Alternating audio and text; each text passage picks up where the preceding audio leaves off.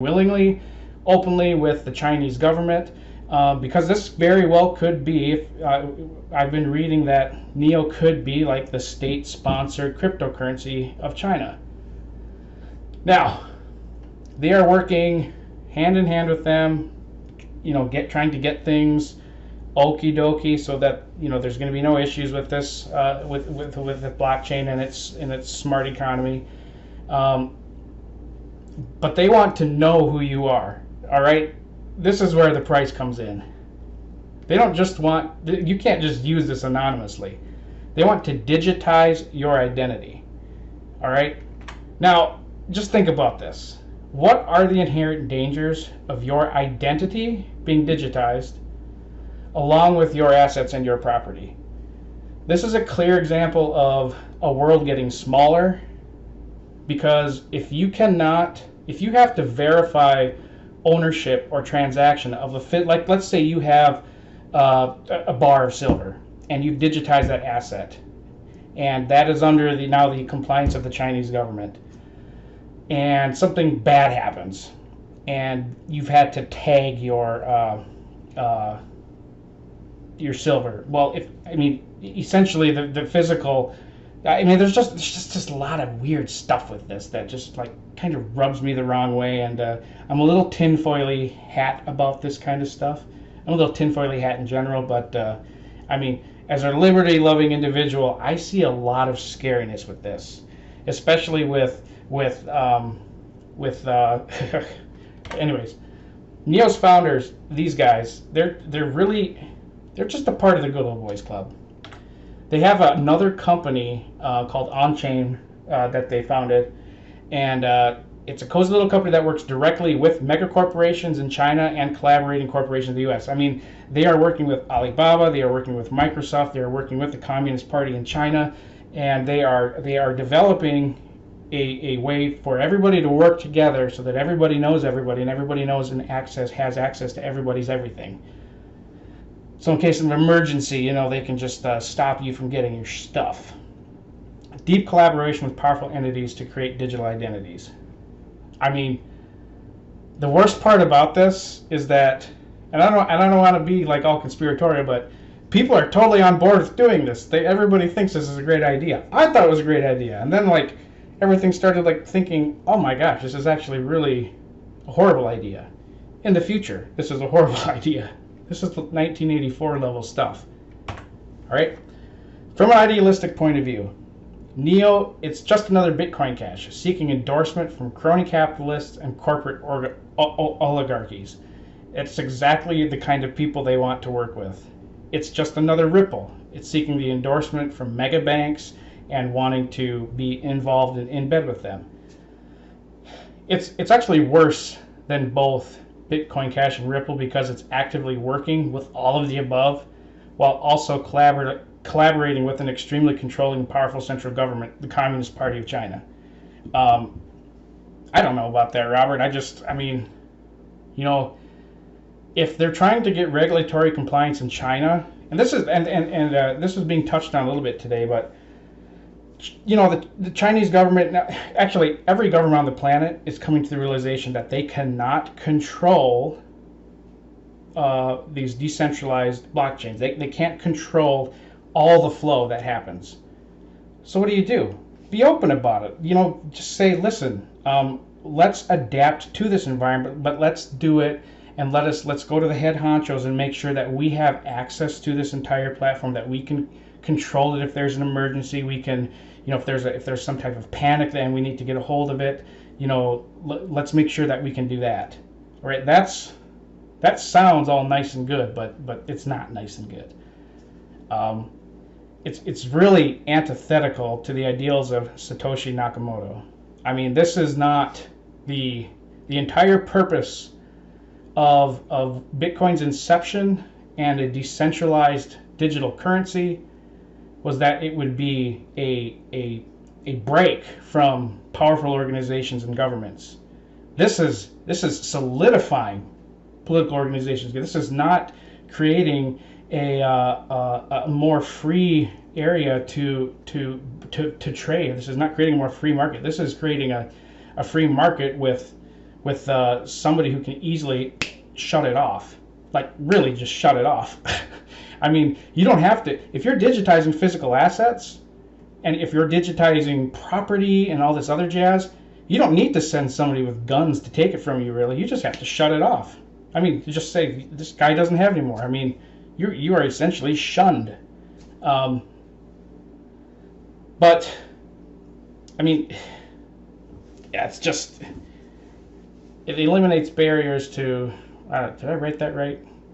It eliminates anonymity, freedom, and discourse. It really tightens the gap on state control over your identity and assets.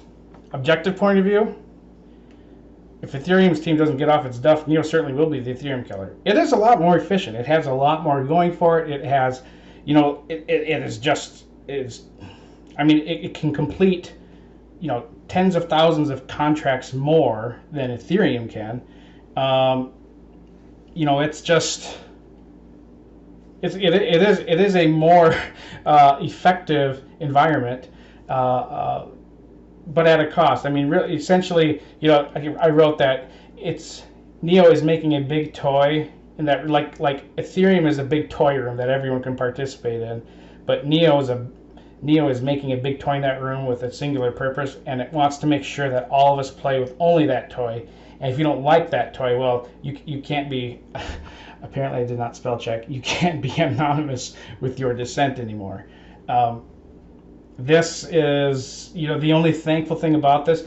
I think NEO is going to last for a long time. I mean, this is in bed with an extremely powerful economy already, and it's the only major one that is willingly seeking compliance, and it may turn into the world's blockchain, or at least China's state-sponsored blockchain. But the only thing that's positive about that is that there is a whole lot of other avenues in currencies and ways to participate outside of this. So, right, yeah. I mean, really, each coin is not a value of itself. It's just a derivative of the dollar or the euro, or, you know, we haven't gotten to a point where the currency itself is just, you know, itself.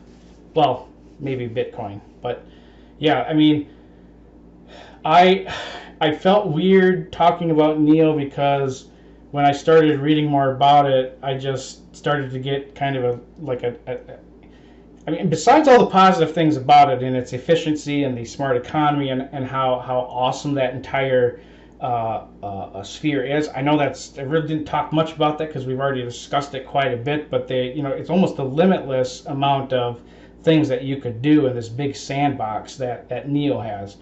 But it would be different if this thing was coming out of Japan, or coming out of Singapore, or coming out of the States, or someplace in Europe.